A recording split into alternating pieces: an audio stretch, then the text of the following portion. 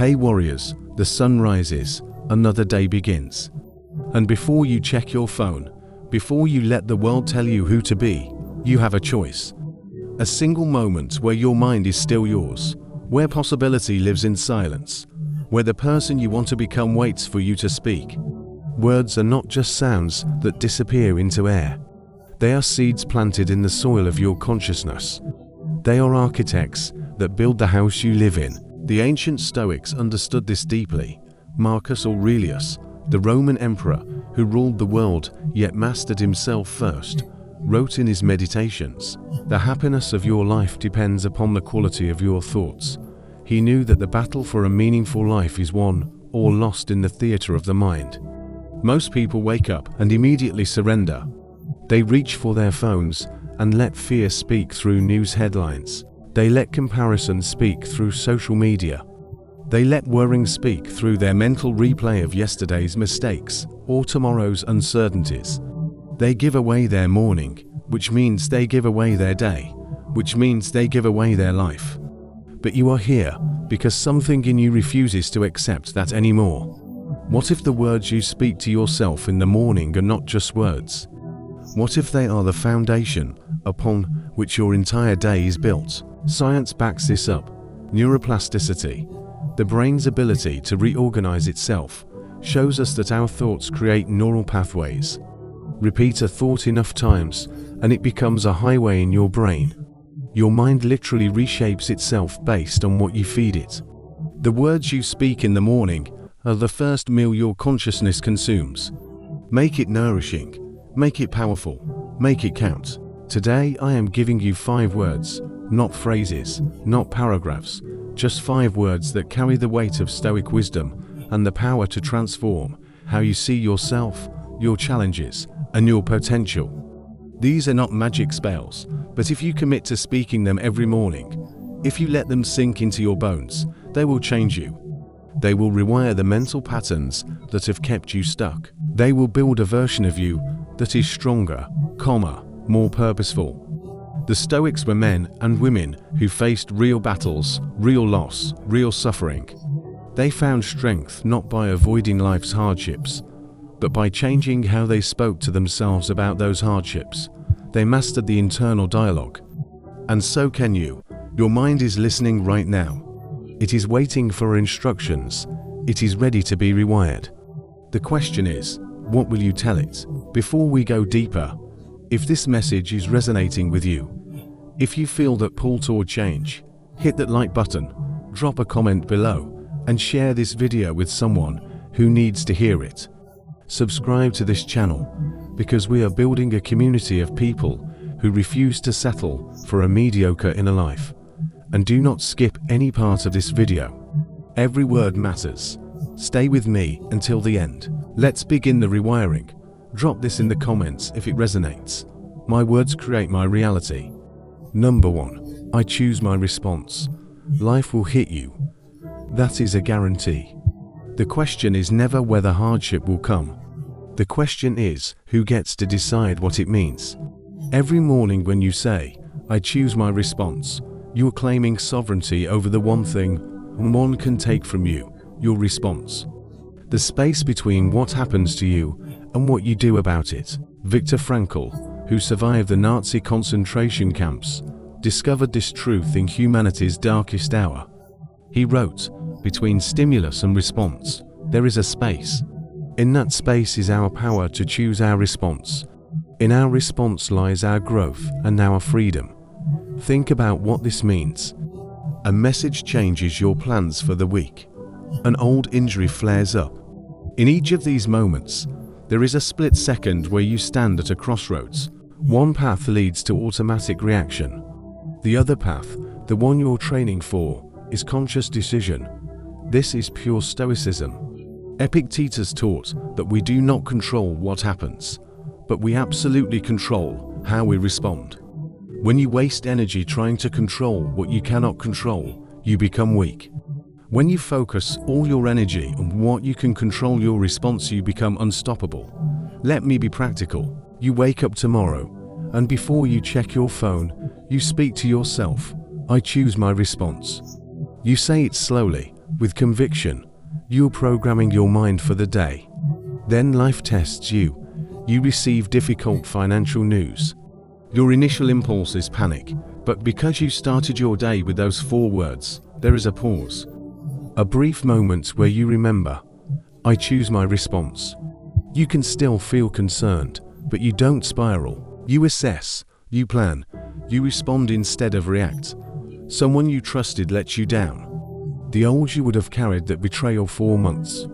But now, you have rewired your mind. I choose my response. You decide to feel the hurt without letting it define your worth. You are choosing. You are the author, not the character. This is not about suppressing emotions. This is about recognizing that between what happens and what you do next, there is power, your power. The rewiring happens through repetition. Every time you say, I choose my response in the morning, you are laying down new neural tracks. Over time, choosing becomes your default.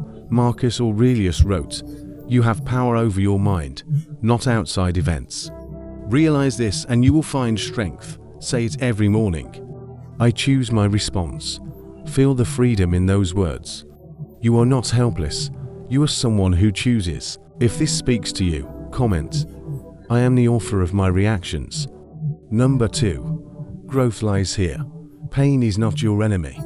Discomfort is not a sign that something has gone wrong. The moment you feel stretched beyond what feels safe, that is not the universe punishing you. That is growth knocking on your door. When you wake up and say, growth lives here, you are telling your mind that this day, this moment, this challenge is not a problem to avoid. It is soil where something new can take root. The Stoics called this amor fati, the love of fate, not just accepting what happens, but embracing it as necessary for who you are becoming. Seneca wrote, difficulties strengthen the mind as labor does the body. We do not grow in comfort. We grow in the friction between who we are and who we are trying to become. Most people spend their lives running from discomfort. They have convinced themselves that comfort equals happiness, but comfort is where dreams go to die. When you say, growth lives here every morning, you are rewiring your relationship with discomfort. You are training your brain to see challenge differently. That anxiety you feel before trying something new, that is your old self making room for your new self. Here is what this looks like in real life. You sit down to learn a skill been putting off. The first attempts are clumsy. Every instinct tells you to quit, to protect your ego. But you started your morning with, growth lives here. Epictetus was born into slavery. He could have spent his life in bitterness, cursing his fate, wishing for different circumstances. Instead, he found freedom in the one place no chains could reach, his mind. He grew in those conditions, not despite them, but through them. He later taught that it's not what happens to you, but how you react to it that matters. His entire philosophy was born from finding growth in the harshest soil. This isn't about toxic positivity or pretending hardship is a gift. Some things that happen to us are genuinely terrible. Grief is real, loss is real, injustice is real. But even in those dark valleys, the truth remains. You can either let suffering diminish you, or you can let it deepen you. You can emerge bitter, or you can emerge better. Not because suffering is good, but because you have the power to decide what you do with it.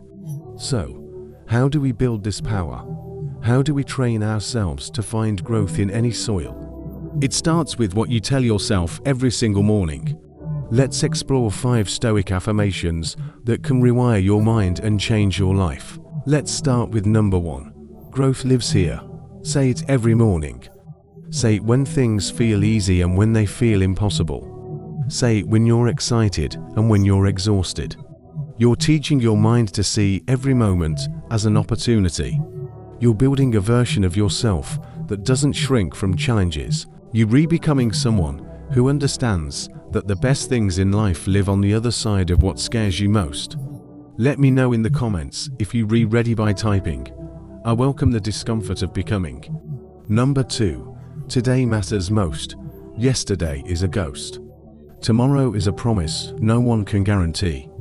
But today is breathing. Today is here. Today is the only canvas where you can actually paint. When you wake up and say, "Today matters most," you re-pulling your consciousness out of the two prisons that trap most people: regret about the past and anxiety about the future. The Stoics were obsessed with this truth. Marcus Aurelius wrote, "Confine yourself to the present." Why? Because this present moment is the only place where your power lives. Think about how much mental energy you waste replaying old conversations or rehearsing arguments that may never happen. Meanwhile, today slips through your fingers like water.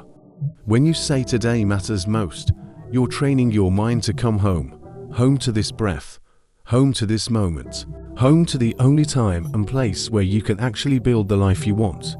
Let's see it in the comments. I am fully alive in this moment. Number 3. I am enough. You've been carrying a lie for so long that it feels like truth. The lie that says you need to be more before you deserve peace, that you need to achieve more before you can rest, that lead has stolen years from you. It ends now. When you wake up and say, "I am enough," you're not claiming perfection. You're claiming wholeness. You're declaring that your value is not contingent on your productivity. The world has trained you to feel insufficient. The treadmill never stops.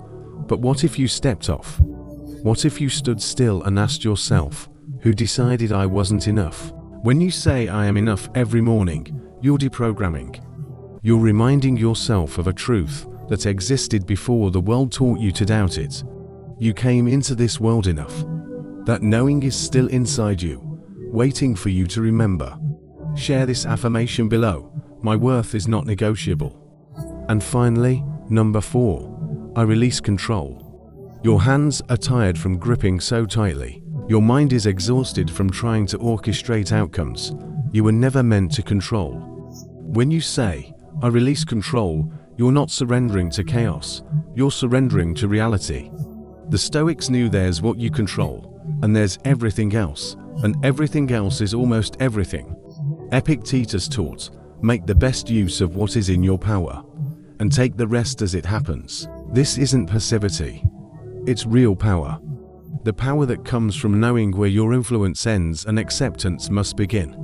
You can't control other people's opinions or the timeline of your dreams, but you can control your effort, your attitude, your responses. When you do what is yours to do, you have to let go. You have to trust, not that everything will work out how you want, but that you will be okay regardless. If you feel this, type it below. I trust the process beyond my control. These aren't just words. They are tools for building a more resilient, present, and peaceful life. Start tomorrow morning. Choose one, or choose all 4, and speak them into existence. 5 words, 5 anchors, 5 keys to unlock a mind that has been holding itself prisoner. Are you ready? Let's dive in. The first key: I choose my response. This isn't about ignoring what happens to you. It's about reclaiming your power over how you react. In the space between what happens and your response, that's where your freedom lies. It's the difference between being a puppet of circumstance and the master of your own inner state. You can't always control the event, but you can always control your response. The second key: growth lives here. Every challenge, every setback, every moment of discomfort, it's not just a barrier. It's an opportunity. It's the fertile ground where resilience is born and strength is forged. When you face something hard, instead of saying, "Why is this happening to me?" try asking, "What can this teach me?" See the obstacle as the path. Growth lives right there, in the heart of the struggle. The third key: today matters most. So often, we're chained to the past by regret or paralyzed by anxiety about the future. But the only moment you truly have is now, this very second. By focusing your energy on today, on this task, on this conversation, you bring your full power into the present. Don't let your life slip away by living somewhere else. Anchor yourself in the now. Today is where your life is actually happening. The fourth key: I am enough. These 3 words are a revolution against a world that constantly tells you you're lacking something. You are not a project to be fixed. You are a whole person, right now. Your worth isn't tied to your productivity, your achievements, or what other people think of you. It's inherent. Repeat this until it sinks into your bones. I am enough, exactly as I am, in this moment. And the fifth and final key, I release control. We spend so much energy trying to manage everything, other people, future outcomes, the weather. It's exhausting, and it's an illusion. The real path to peace is letting go of what you call rent control and focusing your efforts on what you can, your own thoughts, your own actions, your own character. Releasing control isn't giving up. It's a profound act of wisdom and strength. These 5 phrases are more than just words. They are the foundation of a new internal architecture. They are the language of someone who has decided that their inner world matters more than their outer circumstances. This is the voice of a person who understands that rewiring the mind isn't a luxury. It's survival. The ancient Stoics didn't come up with these ideas in times of ease. They forged them in exile, in slavery, in war, in the messy reality of being human, when being human is hard. They left us a roadmap, not because they had all the answers, but because they asked the same questions you're asking right now. How do I find peace in the middle of chaos? How do I grow through pain? How do I live a full life in a world I can't control? You rewire your mind one morning at a time, one word at a time, one choice at a time. There will be days you forget, days when old, familiar patterns pull you back. That's not failure. That's just being human. You don't need to be perfect. You just need to be committed. You need to wake up and speak to yourself like someone who truly deserves a beautiful internal life, because you do. These 5 keys are waiting for you every single morning. They won't force themselves on you. They won't do the work for you. But if you show up, if you speak them with intention, if you let them guide how you move through your day, they will change you. Not overnight, but undeniably, your mind is always listening. So, what are you going to tell it tomorrow? If this message resonated with you, hit that like button. Drop your favorite affirmation in the comments below, and share this with someone who needs to hear it today. Make sure you subscribe, because we are just getting started on this journey together. Your transformation matters. Your growth matters. You matter. Leave your commitment below. I am the architect of my mind,